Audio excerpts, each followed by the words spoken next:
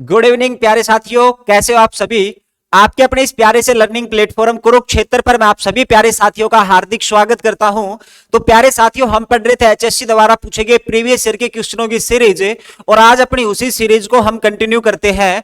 तो देखिए, ये रहेगा हमारे पास हरियाणा जीके का प्रैक्टिस सेट नंबर 23।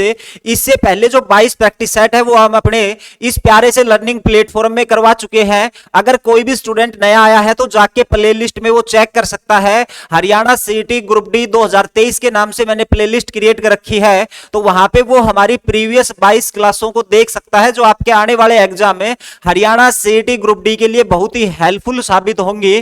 तो देखो, कल वाली जो क्लास थी वो मैंने 2 पार्ट में डाल ली थी, क्योंकि कुछ टेक्निकल इश्यू आ गया था, इसलिए क्लास कंप्लीट नहीं हो पाई थी। तो उसको आप दोनों ही जो क्लास से है उसको आप देखना, यानी कि जो एक पार्ट 1 के नाम से टाइटल डाल रखा है और एक पार्ट 2 के नाम से, तो दोनों को आप चेक कर लेना। तो चलिए इस प्यारे से सेशन की आप शुरुआत करते हैं। और पहला क्वेश्चन ये रहा आपकी स्क्रीन पर कि दिल्ली से गुरुग्राम है एक्सप्रेस वे किस राष्ट्रीय राजमार्ग पर है। ठीक है, तो ये जो राष्ट्रीय राजमार्ग है, महामार्ग है, इसी की बात की गई है। अब देखो, सबसे पहला क्वेश्चन हमारे पास क्या आएगा कि भाई ये नेशनल हाईवे के बारे में पूछ रहा है, और जो भारत के नेशनल हाईवे है वो किसके अधीन आते हैं। ठीक है, इसी प्रकार से हमारे पास एक होता है क्या, स्टेट हाईवे एसएच, ये किसके अधीन आते हैं, कौन सी जो संस्था है वो इसके लिए काम करती है। अब देखो, अगर मैं अधीन की बात करूं तो ध्यान रखेंगे, जो हमारे नेशनल हाईवे हैं इसके लिए आप कहोगे कि जी ये केंद्र सरकार के अधीन आते हैं। किसके अधीन है, केंद्र सरकार के अधीन है। अगर मैं स्टेट हाईवे की बात करूं तो ये राज्य सरकार के अधीन आएंगे। किसके अधीन है, राज्य सरकार के अधीन है। अब देखो, जो नेशनल हाईवे है ये आएंगे तो केंद्र सरकार के अधीन है, लेकिन इसको रेगुलेट कौन करेगा, इसका जो रख रखाव का कार्य है वो कौन करेगा। तो ध्यान देंगे, एक संस्था काम करती है, national highway authority of India, जिसको हम NHAI के नाम से जानते हैं। यही हमारे नेशनल हाईवे का क्या करती है, रख रखाव का काम करती है। ठीक है, उसके बाद आपसे पूछ सकता है कि ये जो नेशनल हाईवे ऑफ अथॉरिटी है इसकी स्थापना कब हुई थी। तो ध्यान रखेंगे, इसकी स्थापना हुई थी 1988 में। कब हुई थी, 1988 में। और इसके वर्तमान में अध्यक्ष कौन है, तो पहले अलका उपाध्याय होती थी, लेकिन अब वो चेंज हो चुके हैं, और इसके जो अध्यक्ष हैं वो संतोष यादव का नाम ध्यान रखेंगे। किसका, संतोष यादव का नाम ध्यान रखेंगे। इसी प्रकार से हमारे जो स्टेट हाईवे हैं जो राज्य सरकार के अधीन आते हैं, इनका रख रखाव कौन सी संस्था करती है। ठीक है, तो इसके रख रखाव के बारे में ध्यान रखेंगे, और वो हमारा SPWD। ठीक है, जो स्टेट का जो पब्लिक वर्क डिपार्टमेंट है, PWD विभाग है जो राज्य का, वही क्या करता है, तो ध्यान रखेंगे वही इसके रख रखाव का काम करता है। किसका, SH का। ठीक है, स्टेट हाईवे का। और इसकी स्थापना है ये 1973 में हुई थी, ये भी आप ध्यान रखेंगे। ठीक है, उसके बाद आगे बात आती है कि भाई नेशनल हाईवे की बात हुई है, तो जो हमारी नेशनल हाईवे की संख्या रहेगी वो संख्या कितनी रहने वाली है हरियाणा में। तो ध्यान रखेंगे, हरियाणा से छोटे मोटे लगा के कुल 34 नेशनल हाईवे हैं जो अपने हरियाणा से गुजरते हैं। ठीक है, कितने, 34। लेकिन आपको 34 के 34 नेशनल हाईवे हैं उनके बारे में याद रखने की जरूरत नहीं है। ठीक है, अब देखो क्या क्या क्वेश्चन बन सकते हैं, आपसे पूछ ले हरियाणा का सबसे बड़ा नेशनल हाईवे, हरियाणा का सबसे बड़ा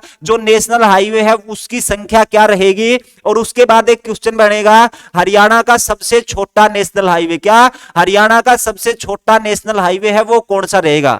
देखो, हरियाणा का सबसे बड़े नेशनल हाईवे की बात करें तो उसकी संख्या पहले 10 होती थी, लेकिन वर्तमान में कितना है, 9 है। अगर हरियाणा के सबसे छोटे नेशनल हाईवे की बात करें तो इसकी संख्या हो जाएगी NH 148A। ठीक है, NH 148A।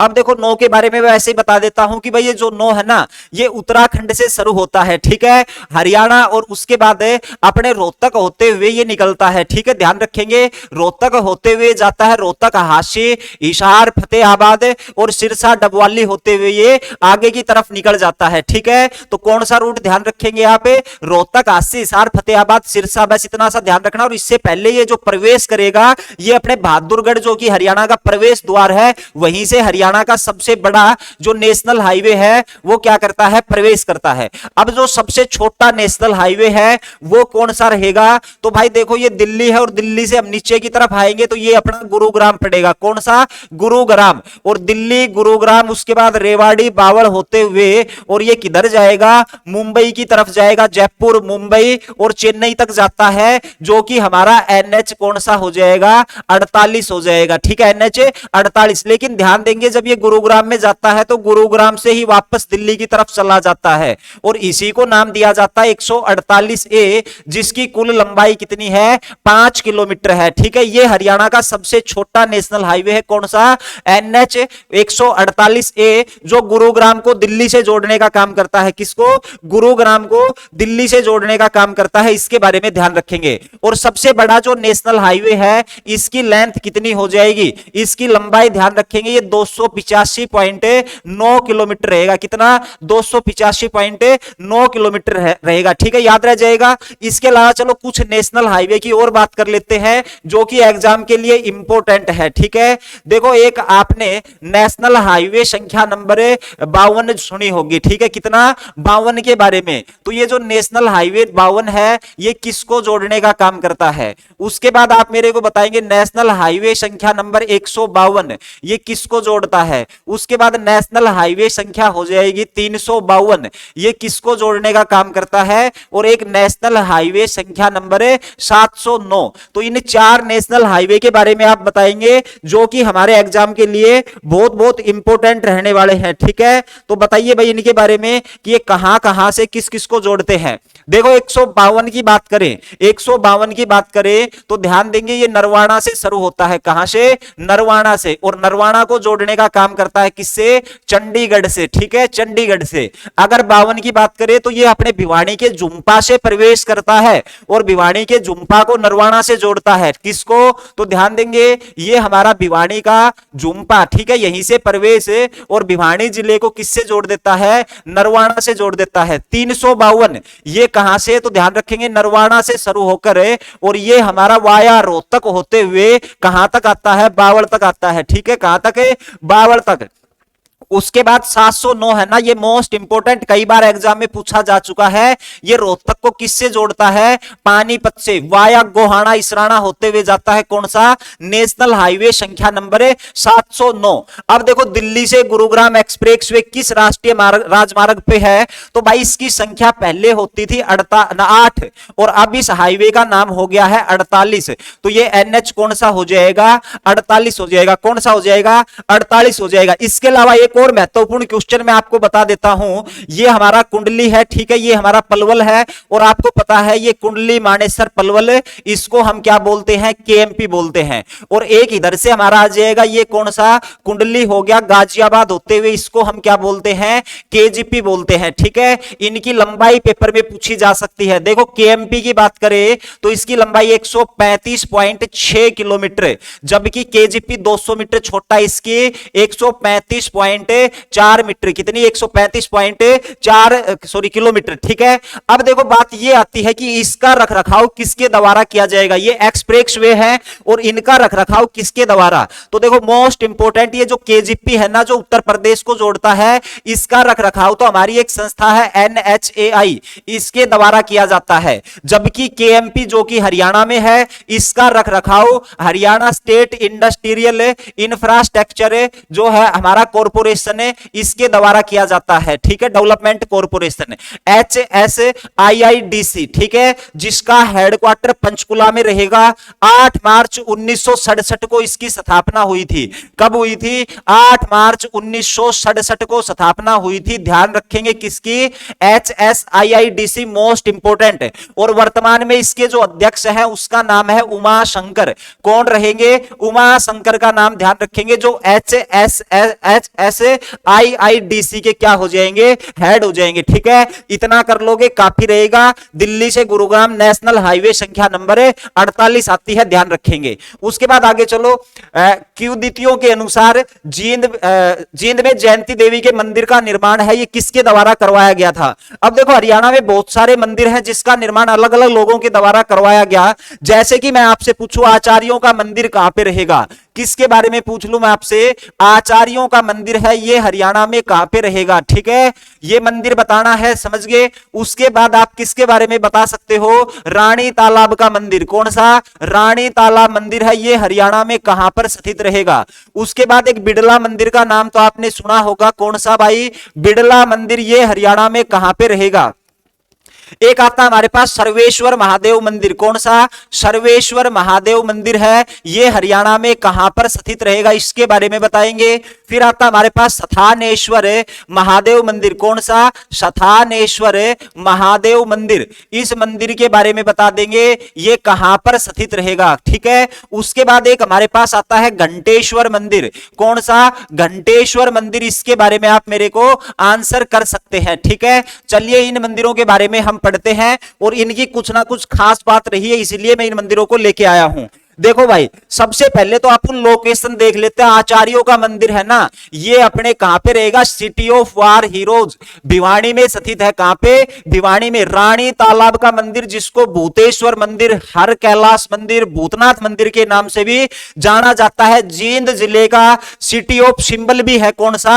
रानी तालाब का मंदिर। ठीक है, तो ध्यान रखेंगे ये हमारे कहां पर है? दुग्ध नगरी जींद में रहेगा। बिड़ला मंदिर कहां पे रहेगा? तो ये हमारी धर्म नगरी 360 संगमों का तीर्थ है। कौन सा? कुरुक्षेत्र। सर्वेश्वर महादेव मंदिर भी कहां पे रहेगा? धर्मनगरी कुरुक्षेत्र। सथानेश्वर महादेव मंदिर भी कहां पे रहेगा? कुरुक्षेत्र में। और घंटेश्वर मंदिर है, ये कहां पे रहने वाला है? तो ये हमारी पित्तल नगरी, कहां पर? वीरों की भूमि रेवाड़ी में स्थित रहेगा। कौन सा? घंटेश्वर मंदिर। लेकिन यहां पे पूछा था निर्माण किसका, निर्माण किसने किया? तो इसी प्रकार इन मंदिरों का निर्माण भी किसी के द्वारा किया गया होगा। तो ध्यान रखेंगे मेरे भाई, आचार्यों का जो मंदिर है ना, इसका निर्माण किसने किया था? तो ध्यान रखेंगे एक व्यक्ति थे जिसका नाम था पंतराम। ठीक है, तो पंतराम के द्वारा इसका निर्माण किया गया। रानी तालाब के मंदिर की बात करें तो इसका निर्माण किसने किया था? रघुवीर सिंह चौधरी का नाम ध्यान रखेंगे। किसका? रघुवीर सिंह चौधरी, समझ गए। और ये जो रघुवीर सिंह चौधरी है ना भाई, ये राजा हुआ करते थे। ठीक है, और ये जो तालाब इसको नाम दिया है, तो इसकी जो रानी है वो स्नान करती थी इस तालाब में। और इसकी रानी की एक बार इच्छा हुई थी कि ये जाके अमृतसर का जो स्वर्ण मंदिर है उसको देखे, लेकिन उस समय पे जो अमृतसर के राजा थे उसने इस रानी को अमृतसर का जो मंदिर है उसके दर्शन करने से मना कर दिया।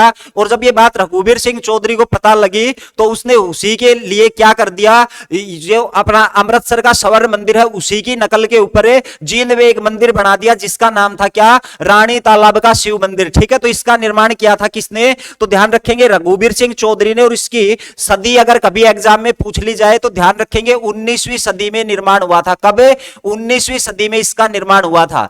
बिड़ला मंदिर की अगर अपन बात करें ना, तो मेरे भाई इसका निर्माण हुआ था कौन सी सदी में? तो ध्यान रखेंगे इसका निर्माण हुआ था 20वीं सदी में, यानी कि 1955 में इसका निर्माण हुआ था। और इसके निर्माण करने वाले कौन थे? जुगल किशोर। कौन थे? जुगल किशोर। यही हरियाणा का वो मंदिर है जिसकी गीता पर दीवारों पर गीता के श्लोक लिखे हुए हैं। आपसे पूछ सकता है हरियाणा का ऐसा कौन सा मंदिर है जिसकी दीवारों पे गीता के श्लोक लिखे गए हैं? तो वो 1955 में निर्मित जुगल किशोर के द्वारा कौन सा? बिड़ला मंदिर। अगर मैं सर्वेश्वर महादेव मंदिर की बात करूं तो ध्यान रखेंगे इसका निर्माण बाबा श्रवणनाथ के द्वारा करवाया गया था। किसके द्वारा? बाबा श्रवणनाथ ने इसका निर्माण करवाया था। और ध्यान देंगे यही वो हरियाणा का मंदिर है जो हमारे भ्रम सरोवर, जिसमें भगवान ब्रह्मा का निवास स्थान माना जाता है। ठीक है, उसी भ्रम सरोवर के बीचों बीच स्थित रहेगा कौन सा? तो वो सर्वेश्वर महादेव मंदिर। सथानेश्वर महादेव मंदिर की अगर निर्माण की बात करें तो इसका निर्माण पुष्य पुष्यभूति के द्वारा करवाया गया था। कौन था पुष्यभूति? तो ध्यान रखेंगे पुष्यभूति या वर्धन वंश के संस्थापक हुए हैं पुष्यभूति, उसी के द्वारा सथानेश्वर के महादेव मंदिर का क्या करवाया गया था? निर्माण करवाया गया था कुरुक्षेत्र में। और भाई साहब घंटेश्वर मंदिर रेवाड़ी में रहेगा। इस मंदिर की भी खास बात है, और इसकी खास बात यह है कि इसकी दीवारों पर जो हमारे सनातन धर्म के जितने भी देवी देवता हैं उन सभी देवी देवताओं के जो चित्र है, मूर्तियां हैं, वो यहां पे अंकित रहेंगी। ठीक है, और इसका जो निर्माण है वो किसके द्वारा करवाया गया था? तो एक व्यक्ति थे जिसका नाम था अली बख्श अहमद। ठीक है, तो ध्यान रखेंगे एक व्यक्ति जिनका नाम था अली बख्श अहमद। और इस अली बख्श अहमद ने अपने सांग के माध्यम से जो चंदा है वो जुटाने का काम किया था। और इसी चंदे से क्या किसका निर्माण करवाते हैं? ये तो रेवाड़ी में घंटेश्वर मंदिर का निर्माण करवाते हैं। ठीक है, अभी बताया है कि उद्धतियों के अनुसार जींद में भाई जो जयंती देवी का मंदिर है ना, इसका निर्माण किसने करवाया था? तो पांडवों ने करवाया था। महाभारत का युद्ध लड़ने से पहले यहां पे उन्होंने क्या मांगी थी, मन्नत मांगी थी। जयंती देवी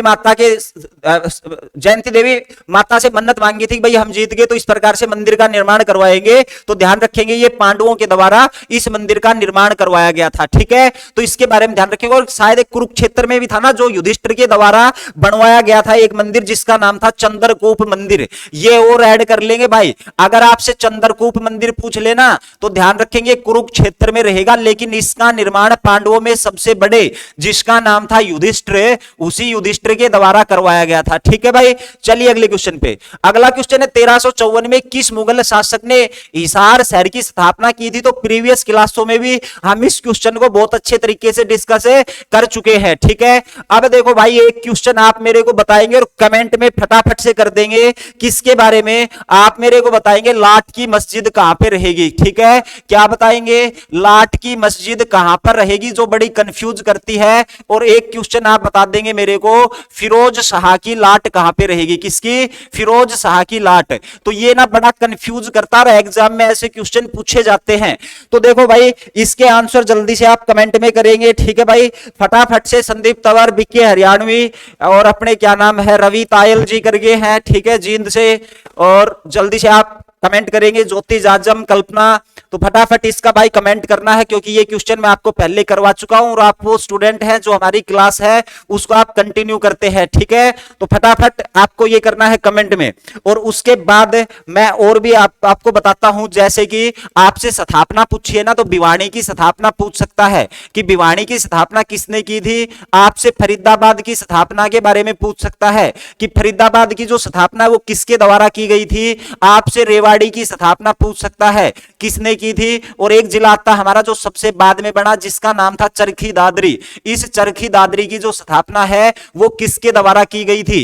इसी प्रकार से आपसे फतेहाबाद के बारे में पूछ सकता है, इस फतेहाबाद की जो स्थापना है वो किसके द्वारा की गई थी, ठीक है। तो इनकी स्थापना के बारे में भी आप याद रखेंगे, ठीक है भाई।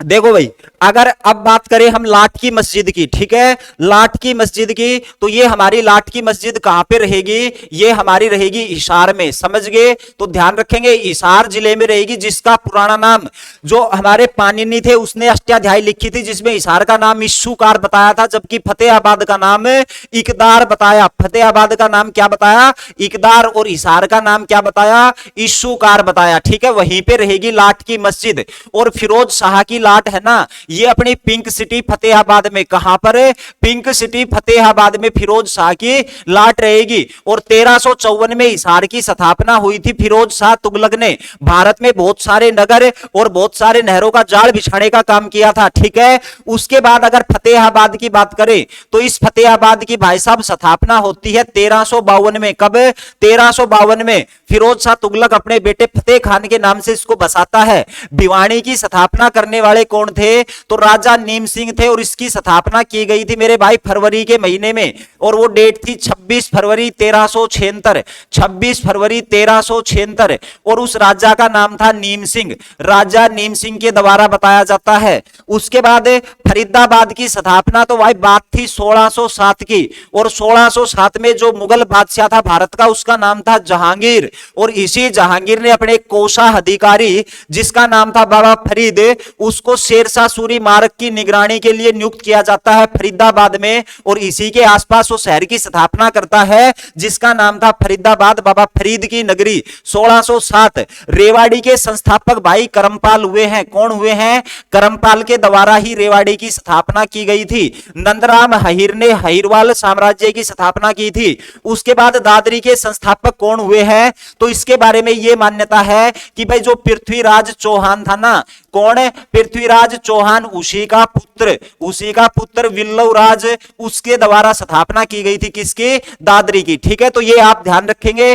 अभी जो 1354 में स्थापना हुई है फिरोज शाह तुगलक के द्वारा, वो किसकी हुई है, हिसार की हुई है, ठीक है। चलिए अगले क्वेश्चन पे। अगला क्वेश्चन क्या कहता है, गुड़गांव में भारत की एक ट्रैवल पोर्टल कंपनी में प्रमुख ऑनलाइन से एक मुख्यालय स्थित है, उस कंपनी का नाम बताइए। भाई ये 2000 में स्थापित हुई थी कंपनी मेक माई ट्रिप के नाम से, ठीक है, तो ध्यान रखेंगे मेक माई ट्रिप 2000 में स्थापित। एक गुरुग्राम में कंपनी है ना बेनेटन कंपनी, इसके बारे में ध्यान रखेंगे। बेनेटन कंपनी की स्थापना 2008 में हुई थी, रट लेंगे, लेदर के बैग और जूते बनाती है। एक और कंपनी है जिसका नाम है MTSL, इसकी स्थापना 1970 संजय गांधी ने की थी। और एक हमारी मारुति सुजुकी 800 जो कार बनाई थी, यानी कि यही MTSL है, इसी को मॉडिफाई किया। सुजुकी जापान की कंपनी है, वो अपनी हिस्सेदारी इसमें डालती है। और बात थी 1981-82 की, ध्यान रखेंगे 1981-82 इस डेट है, इस डेट को भी आप ध्यान रखेंगे। एक हरियाणा रोडवेज इंजीनियर कॉरपोरेशन, इसका मुख्यालय कहां पे रहेगा, तो ध्यान रखेंगे इसका मुख्यालय रहेगा अपने गुरुग्राम में। और इसकी स्थापना कब होती है, 1987 में। कब, 1987 में। और एक आता है हिप्पा, हिप्पा की स्थापना कब हुई थी, तो ध्यान रखेंगे 1983। और एक और ध्यान रख लेंगे, उसको क्यों छोड़ दे, SCERT, इसकी स्थापना ध्यान रख लेंगे 1979 में हुई थी। और इसके अलावा एक IIPM करके संस्था है, IIPM में, और इसकी स्थापना हुई थी 1995 में। और नेशनल ब्रेन रिसर्च जो सेंटर है, उसकी स्थापना 1997 मानेसर में स्थित रहेगा, ठीक है। चलिए आगे। दंगल फिल्म के आमिर खान ने किसका किरदार निभाया था, तो ये हमारी रेसलर के नाम से फेमस है, ठीक है। जो हमारे क्या कौन रहेंगे, जिसने जैसे कि गीता फोगाट, बबीता फोगाट है ना, समझ गए, तो उसी के पिता कौन थे, महावीर सिंह फोगाट। तो ध्यान रखेंगे महावीर सिंह फोगाट का जो किरदार निभाने वाले थे दंगल फिल्म में, वो कौन थे, आमिर खान। उसके बाद आगे चलेंगे, इसको छोड़ देंगे, इसको भी छोड़ देंगे, आगे चलो। आधार कार्ड का प्रबंधन करने वाले unique identification authority of India का डाटा सेंटर हरियाणा के किस शहर में स्थित है, तो ध्यान रखेंगे भाई ये डाटा सेंटर अपने हरियाणा के मानेसर में रहेगा, ठीक है। मानेसर क्या नाम है, जिला ना होते हुए क्या है, पुलिस जिला, हांसी भी जिला ना होते हुए पुलिस जिला है, ठीक है भाई। उसके बाद आगे चलेंगे, 16 नवंबर 2016 को हरियाणा सरकार ने आधिकारिक तौर पर किस जिले को अपना 22वें जिला है ना वो अधिसूचित किया था, ठीक है। और 22वां जिला तो आप सभी जानते होंगे, वो कौन सा होगा, चरखी दादरी। कौन सा होगा, चरखी दादरी। लेकिन कुछ नजर डाल लेते हैं किसके बारे में, मैं कुछ डेटे लिखने का काम करता हूं, जैसे कि मैंने लिखा 1997, मैंने लिखा 1979, 1995, उसके बाद 1989, उसके बाद आप बता देंगे 1975, 1973, और उसके बाद आप बता देंगे 1972, इसके बाद आप बता देंगे 2005, और बता देंगे 2008। समझ गए ये डेट क्यों इंपॉर्टेंट है, यहां पर भी जिलों की स्थापना हुई थी। 1997 की अगर बात की जाए तो 2 जिले बने थे, एक का नाम तो था फतेहाबाद और दूसरा जिला बनाया गया था किसको, झज्जर को। 1979 की बात करें तो जिला बनता है कौन सा, ये फरीदाबाद। कौन सा जिला बनता है भाई, फरीदाबाद जिला बनता है। 95 की बात करें तो जिला कौन सा बनाया गया, 95 से पंचकुला। 89 में 4 जिले हरियाणा के कैथल, रेवाड़ी, उसके बाद यमुनानगर और पानीपत। 75 की अपन बात करें संतों की नगरी, वन नगरी सिरसा, समझ गए। 73 की बात करें तो ये हमारी धर्म नगरी कुरुक्षेत्र, धर्म नगरी कुरुक्षेत्र, समझ गए। उसके बाद 1972 की अगर अपन बात करें तो 2 जिले, एक का नाम तो था भिवानी और दूसरा हमारा साइकिल सिटी सोनीपत। 2005 की अगर बात करें तो ये हमारा जिला रहेगा मेवात, नुहू, जिसका वर्तमान में 16 में नाम बदल दिया, और 2008 में वो जिला कॉटन सिटी के नाम से फेमस है, हरियाणा का पलवल जिला, ठीक है, हरियाणा का पलवल जिला। तो सारी डेटें हो गई ना याद, नहीं भी हुई तो आधी भी हो गई, तो हम बार बार रिवीजन करेंगे। तो एक एक डेट का तो मैंने आप सभी से वादा कर रखा और उस वादे को तो मैं जरूर निभाऊंगा, ठीक है। तो ध्यान रखेंगे 16 नवंबर 2016 को चरखी दादरी हमारा हरियाणा का 22वां जिला बनता है, ठीक है। चलिए अगले क्वेश्चन पे। अगला क्वेश्चन है, हिंदी में उर्दू साहित्य में उत्कृष्टता हेतु दिए जाने वाले पुरस्कार का नाम बताइए। बहुत बहुत इंपॉर्टेंट क्वेश्चन भाई, जल्दी से आप इसका आंसर भी कमेंट बॉक्स में करेंगे। इसके अलावा मैंने कुछ और बताया था, जैसे कि प्रधानमंत्री फसल बीमा योजना के बारे में बताया था। इसकी शुरुआत कब हुई थी? एक योजना मैंने कराई थी, मेरा पानी मेरी विरासत, मेरा पानी मेरी विरासत, ये योजना है, इसकी शुरुआत कब हुई थी? ठीक है। उसके बाद आप मेरे को बता देंगे जो मुख्यमंत्री श्रम रत्न पुरस्कार है वो किस क्षेत्र में दिया जाता है? क्या मुख्यमंत्री श्रम रत्न जो पुरस्कार है ये किस क्षेत्र में दिया जाता है? और एक आप बता देंगे चौधरी देवीलाल के नाम से जो पुरस्कार है, चौधरी देवीलाल के नाम से जो पुरस्कार है ये किस क्षेत्र में दिया जाता है? ठीक है, इनके बारे में तो बताएंगे, लेकिन पहले जो क्वेश्चन बोर्ड पे है तो इसका आंसर आप जल्दी से कमेंट बॉक्स में करेंगे। ठीक है, फिर हम और क्वेश्चनों के बारे में चर्चा कर लेंगे। ठीक है भाई, तो देखो इसका आंसर भाई साहब अब मैं बता देता हूं आपको, ये शवीर दत्त पुरस्कार होगा। कौन सा? शवीर दत्त पुरस्कार, रट लेना इसको। ठीक है, वैसे हार्ली पुरस्कार भी दिया जाता है उर्दू क्षेत्र में, लेकिन ये रहेगा शवीर दत्त पुरस्कार ऑप्शन के अकॉर्डिंग। अब देखो प्रधानमंत्री फसल बीमा योजना है, इसकी शुरुआत हुई थी 2016 में, याद रख लेंगे। मेरा पानी मेरी विरासत, इसकी शुरुआत तो मेरे भाई 2022 में होती है। कब? 2022, पिछले साल हुई थी। मेरा पानी मेरी विरासत किसके लिए था? बाजरे और चावल की फसल को स्किप करने के लिए, ड्रॉप करने के लिए। अगर कोई किसान बाजरे की फसल नहीं उगाता है तो उसको 4,000 रुपए प्रोत्साहन राशि दी जाएगी। अगर कोई भी किसान है वो धान की फसल नहीं उगाता तो उसको 7,000 रुपए प्रोत्साहन राशि, और ये प्रति एकड़ के हिसाब से है। उसके बाद मुख्यमंत्री श्रम रत्न पुरस्कार बड़ा इंपॉर्टेंट है, और ये दिया जाता है मेरे भाई औद्योगिक क्षेत्र में उत्कृष्ट कार्य करने के लिए। किसमें? औद्योगिक क्षेत्र, इंडस्ट्रियल डिपार्टमेंट से संबंधित है श्रम रत्न पुरस्कार। और देवीलाल पुरस्कार की बात करें तो ये तो किसान नेता हुए हैं, और कृषि में उत्कृष्ट कार्य करने के लिए। क्या? कृषि में उत्कृष्ट कार्य करने के लिए कौन सा पुरस्कार है? देवीलाल पुरस्कार। ताऊ देवीलाल का जन्म 1914 तेजा खेड़ा में हुआ था और मृत्यु 2001 में होती है, इसकी ध्यान रखेंगे, समझ गए। और इसकी समाधि को संघर्ष घाट के नाम से जाना जाता है। और 2003 में जो ताऊ देवीलाल के नाम से यूनिवर्सिटी की स्थापना हुई थी सिरसा में, और 1999 में इसने अपनी पार्टी बनाई थी। कौन सी? तो वो ध्यान रखेंगे, INLD। ठीक है, और 1989, 90 और 90, 91 दो बार देश के उप प्रधानमंत्री भी रहे थे, समझ गए। तो ये ध्यान रखेंगे। 1987 में 85 सीटें जीती थी। ठीक है, और 1987 में ही इसने बुढ़ापा पेंशन 100 रुपए से शुरुआत की थी, और 1988 में पूरे भारत में पहली बार जो है हरियाणा ने कर्ज माफ किया था देवीलाल के नेतृत्व में। और पहली बार 1977 को ये हरियाणा के क्या बने थे? ये हरियाणा के मुख्यमंत्री बने थे, समझ गए। स्वतंत्रता सेनानी के रूप में जाने जाते हैं। हरियाणा की राजनीति का इसको भीष्म पितामह भी कहा जाता है, क्योंकि सबसे अधिक उम्र में ये हरियाणा के सीएम बने थे, मुख्यमंत्री बने थे। चलिए अगले क्वेश्चन पे। हरियाणा में बड़खल झील कहां पे है? देखो भाई, झीलों से संबंधित क्वेश्चन हमने पिछली क्लास में भी किया था। ठीक है, अब देखो आप सबसे पहले मेरे को यह बताएंगे झीलों के अध्ययन को क्या कहा जाता है? क्या झीलों के अध्ययन को हम क्या कहते हैं, इसको क्या कहा जाएगा? उसके बाद आप मेरे को बड़खल झील के बारे में कुछ बताएंगे। ठीक है, बड़खल झील के बारे में बताएंगे। एक झील आती है हमारे पास दमदमा झील। कौन सी? दमदमा झील। उसके बाद एक हमारे पास भिंडावा झील आती है, इसके बारे में कुछ बता देंगे मेरे को। एक बसई करके झील आती है। कौन सी? बसई झील के बारे में बता देंगे। एक आप मेरे को सुल्तानपुर झील के बारे में बताएंगे। कौन सी? सुल्तानपुर झील के बारे में आप मेरे को बता देंगे। एक हमारे पास अमटी तालाब आता है। कौन सा? अमटी तालाब। इसके बारे में आप मेरे को आंसर कर सकते हो। इसके अलावा एक चिल्ली झील आती है। कौन सी? चिल्ली झील। और दो कंफ्यूज वाली झील कौन सी? एक का नाम है धनूर झील। ठीक है, ये ध्यान रखेंगे। एक का नाम है कौन सी? दोज झील। इसके बारे में ध्यान रखेंगे। ठीक है, दोज झील के बारे में ध्यान रखेंगे। कोटला झील के बारे में भी आप आंसर कर सकते हो। किसके बारे में? कोटला झील के बारे में। इसके अलावा सूरजकुंड झील, ये तो सभी जानते होंगे कि कौन सी? सूरजकुंड झील। और एक झील बता देंगे आप मेरे को, बीबीपुर झील। कौन सी? बीबीपुर झील, समझ गए। तो इन झीलों के बारे में पढ़ लेते हैं।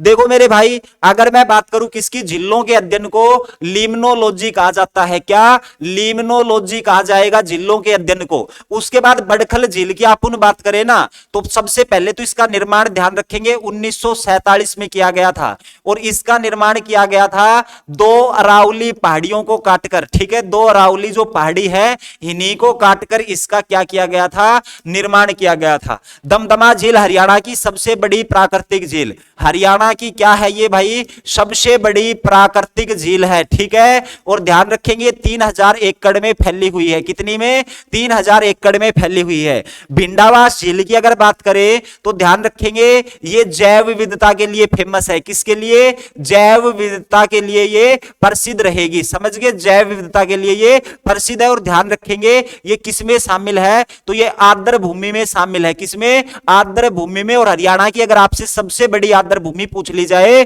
तो वो भिंडावास होगी। बसाई वेटलैंड है, ये भी आर्द्र भूमि में शामिल है, और ये हरियाणा की कैसी साइट हो जाएगी, सबसे छोटी आर्द्र भूमि हो जाएगी, ठीक है। उसके बाद सुल्तानपुर झील की अपन बात करें तो ये हरियाणा में यहां पर सर्वाधिक पर्यटक आते हैं, क्या, सर्वाधिक जो पर्यटक है ना वो यहीं पे आते हैं। आपसे पूछ ले ऐसी कौन सी झील है जहां पे सर्वाधिक पर्यटक जाते हैं, सुल्तानपुर। अभी मैं इसके जो मेन पॉइंट है ना वो बता रहा हूं, फिर इसकी लोकेशन बता देंगे।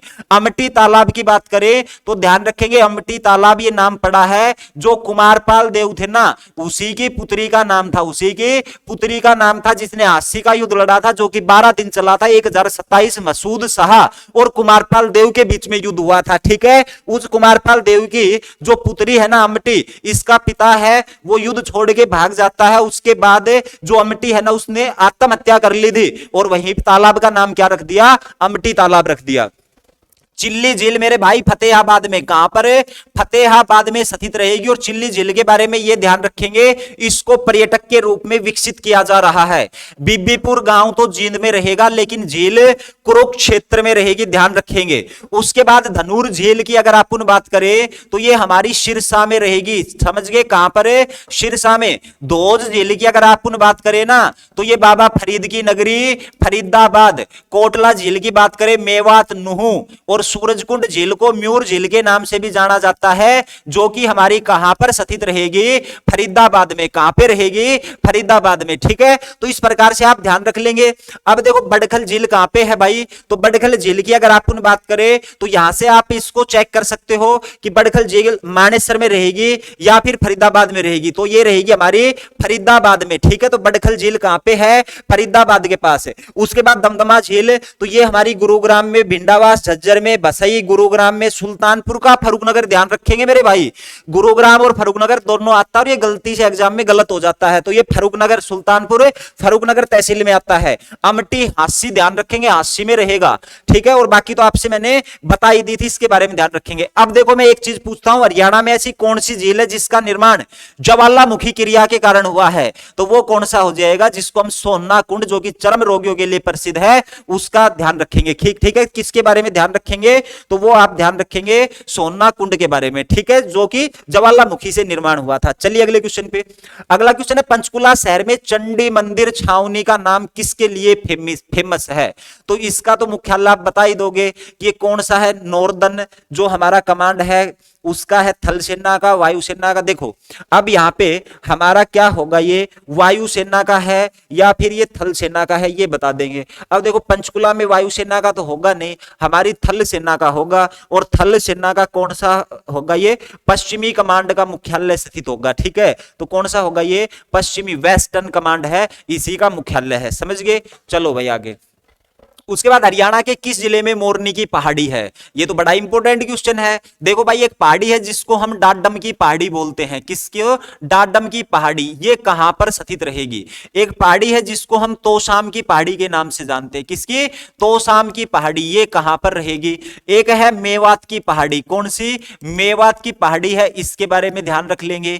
एक हमारे पास कौन सी है, डोसी की पहाड़ी है, इसके बारे में ध्यान रखेंगे, ठीक है। अब देखो ये जो चारों पहाड़ियां मैंने लिखी है ना, सबसे पहले तो ये किस श्रेणी का हिस्सा है, तो ध्यान रखेंगे चारों की चारों जो पहाड़ियां है ना, ये मेरे भाई अरावली श्रेणी का हिस्सा रहेंगी, अरावली पर्वतमाला का क्या है, हिस्सा रहेंगी। ठीक है, उसके बाद देखो डाडम की पहाड़ी और तोशाम की पहाड़ी दोनों हमारे कहां पर रहेंगी, भिवानी जिले में स्थित है। ठीक है, मेवात की पहाड़ी तो नाम से ही पता चल रहा है, मेवात में, और उसके बाद डोसी की पहाड़ी है, ये मेरे भाई नारनौल में रहेगी। कहां पे रहेगी, नारनौल में रहेगी। कौन सी पहाड़ी, डोसी की पहाड़ी, कहां पे रहेगी, नारनौल में रहेगी। इसके बारे में आप ध्यान रखेंगे। अब देखो मोरनी की पहाड़ी की अपन बात करें ना, तो मेरे भाई शिवालिक श्रेणी का हिस्सा है। किसका, शिवालिक श्रेणी का। और ध्यान रखेंगे जो शिवालिक की पहाड़ियां है ना, उसी में है मोरनी की पहाड़ी स्थित है, तो ध्यान रखेंगे शिवालिक की जो पहाड़ी है उसी में रहेगी मोरनी की पहाड़ी। इसका नाम मोरनी क्यों पड़ा,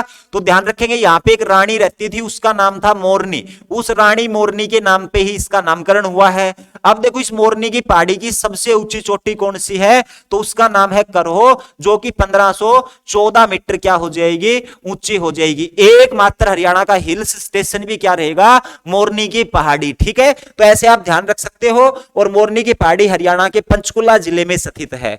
उसके बाद आगे आता है, जब हरियाणा का पहली बार गठन हुआ उस समय पे जिले कितने थे। अब देखो भाई साहब, हरियाणा के गठन के बारे में तो सभी जानते हैं ना कि 1 नवंबर 1966 को हुआ था। संविधान में संशोधन कौन सा किया था हमने, तो ध्यान रखेंगे वो संविधान में संशोधन हुआ था 18वां। किस राज्य के रूप में उभर के आया था, तो ध्यान रखेंगे हरियाणा भारत के 17वें राज्य के रूप में उभर के आया।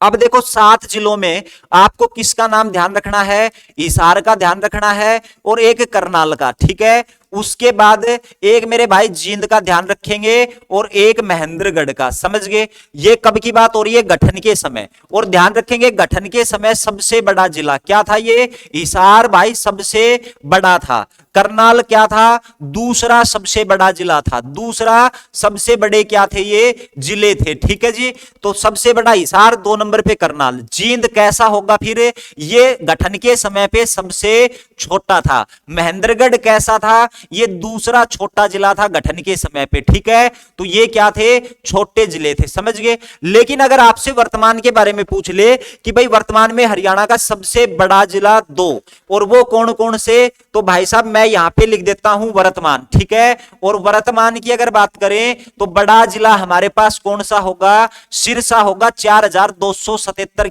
वर्ग किलोमीटर एरिया के साथ है। और दूसरा हिसार होगा जो कि 3983 वर्ग किलोमीटर है।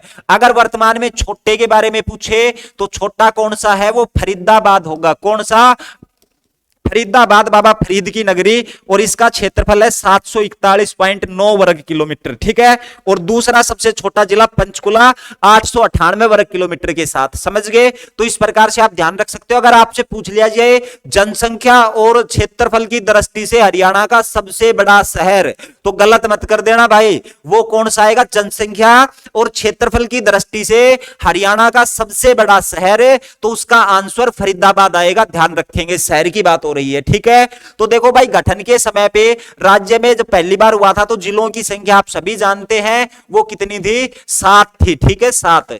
चलो आगे। उसके बाद स्वतंत्रता सेनानी पंडित नेकीराम का जन्म किस जिले में हुआ, तो ये हमारा आज का बिल्कुल लास्ट क्वेश्चन होने जा रहा है।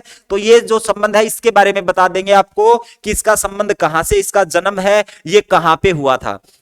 देखो मेरे भाई, नेकीराम शर्मा की मैं बात करूं, किसकी, नेकीराम शर्मा की, तो ध्यान रखेंगे जो नेकीराम शर्मा है ना, इसका जन्म बताया जाता है 7 सितंबर 1887 को केलंगा में हुआ था। किस, कहां पे, कैलंगा गांव में हुआ था। समझ गए, और जो कि रहेगा हमारा कहां पर है, भिवानी में रहेगा। ठीक है, तो इसका जन्म भिवानी में हुआ था। लेकिन ध्यान रखेंगे जब हमारे पास जिलों का गठन हुआ तो भिवानी रोहतक का हिस्सा होता था। किसका, रोहतक का हिस्सा होता था। यानी कि भिवानी जिला कब बना है, 1972 में। ठीक है, उससे पहले ये किसका हिस्सा था, रोहतक का हिस्सा था, ये ध्यान रखेंगे। ठीक है, इसके अलावा देखो भाई जब प्रथम विश्व युद्ध हुआ था, ठीक है, कौन सा, प्रथम विश्व युद्ध, और इस प्रथम विश्व युद्ध में क्या किया था अपने नेकीराम शर्मा ने, तो इसमें सैनिकों की भर्ती को लेके विरोध किया था। क्या, सैनिकों की जो भर्ती है ना उसको लेके क्या किया था, विरोध किया था। समझ गए। अब देखो सैनिकों की भर्ती के लिए क्या प्रोत्साहन योगदान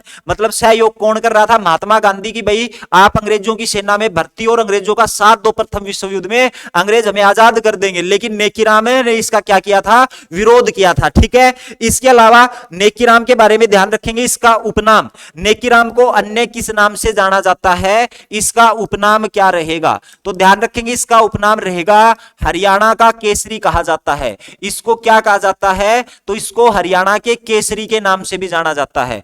एक देखो हमारे लाला जी थे, कौन? लाला लाजपत राय। और ध्यान रखेंगे लाला लाजपत राय को क्या कहा जाता है? इसको पंजाब का केसरी कहा जाता है। क्या?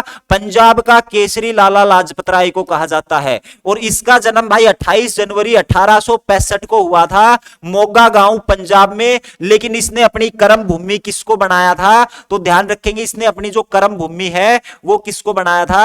हिसार को बनाया था। ठीक है, अब देखो भाई नेकीराम शर्मा, आप पढ़ते हो कि हरियाणा में प्रथम कॉलेज की स्थापना कब हुई थी? 1926। और इस कॉलेज के जो संस्थापक है ना वो भी नेकीराम शर्मा हुए हैं। इस बात को आप ध्यान रखेंगे। वो नेकीराम शर्मा ही थे जिसने कांग्रेस के एक अधिवेशन में हरियाणा का प्रतिनिधित्व किया था। क्या किया था? हरियाणा का प्रतिनिधित्व, जो कि कांग्रेस का नागपुर अधिवेशन है वो था। ठीक है, और इसने ये कहा था मुझे तो संपूर्ण, अंग्रेजों से क्या कहा था? मुझे तो संपूर्ण भारत की जमीन चाहिए, मुझे तो संपूर्ण जो भारत है उसकी क्या चाहिए? जमीन चाहिए। ये कथन भी किसका था? नेकीराम शर्मा का था। अंग्रेजों से कही थी ये बात, मुझे संपूर्ण भारत की क्या चाहिए? जमीन चाहिए। ठीक है, ये ध्यान रखेंगे। इसके अलावा इसने और क्या किया था? तो भाई ये 7 साल जेल में रहे थे और 1930 में एक पत्रिका निकाली थी जिसका नाम था क्या? संदेश। ठीक है, तो संदेश पत्रिका किसकी? नेकीराम शर्मा की। 1930 और 7 साल इन्होंने जेल में भी बिताए हैं। ठीक है, मांडले जेल में, समझ गए? लाला लाजपत राय है, इसने भी जेल में बिताए हैं। तो ये आप ध्यान रखेंगे। हमारे स्वतंत्रता सेनानी पंडित नेकीराम शर्मा का जन्म कहां पे हुआ? तो ये हम रोहतक करेंगे, किसके अकॉर्डिंग?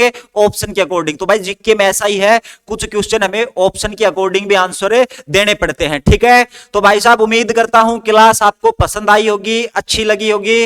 अगर क्लास आपको पसंद आई है तो शेयर और सब्सक्राइब करना बिल्कुल भी ना भूले। ठीक है, और इसके अलावा अच्छे आप कमेंट करते रहिए जिससे मैं मोटिवेट होके अगले दिन एक बढ़िया कंटेंट के साथ और एक क्या नाम है अच्छी एनर्जी के साथ आपके सामने प्रस्तुत हूं। ठीक है, तो चलिए कल मिलते हैं। धन्यवाद। जय हिंद, जय भारत।